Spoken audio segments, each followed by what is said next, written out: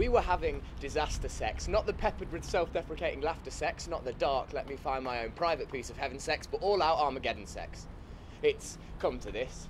17 months, an extremely surreal home porno tape, and a few things unrelated to intercourse, and it's climaxed with this. It's come to trying to feel all the things we've ever felt simultaneously, so, like Mr. Burns' immune system in that episode of The Simpsons, we feel nothing.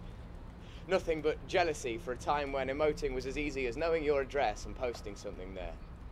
We were having crisis sex, last-ditch attempt to fight its sex. We were having unrequited sex with other separate lovers who weren't present yet were present everywhere, not just in our heads, but in the feel of the sheets and the springs.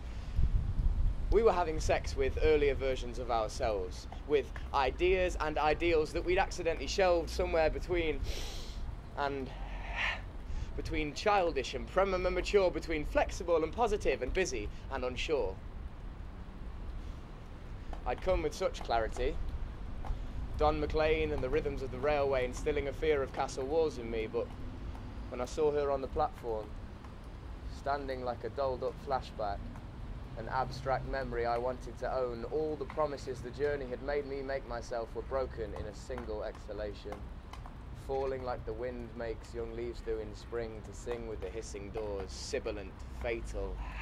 We were having disaster sex, not some fairy tale happily ever after sex, the kind that is in retrospect and literally pathetic sex. At the time seems like prophetic sex. I suppose it is.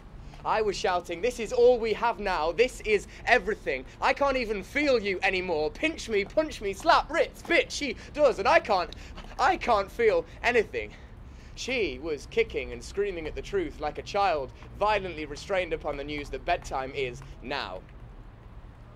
I was scared, because I'd forgotten what I felt like, how independence and integrity and instance was spelt like. All she had to do was say, let's go, and I would melt like, okay, baby, maybe we'll just give it one last weekend, and then I'll tell her that the break that this weekend signals the end of left me in no doubt that this should end now, because now you look so pretty and smell like you did that first summer, and how could I when you've made such an effort? Forgetting the 2 trains and the tube I just got off, we were like a double act that everyone was tired of. It formerly inspired us, but now even the performers wanted to walk, trapped in a curtain call with nobody applauding. I should have just reboarded the train, but I stay and drag our lifeless corpse over a few more months.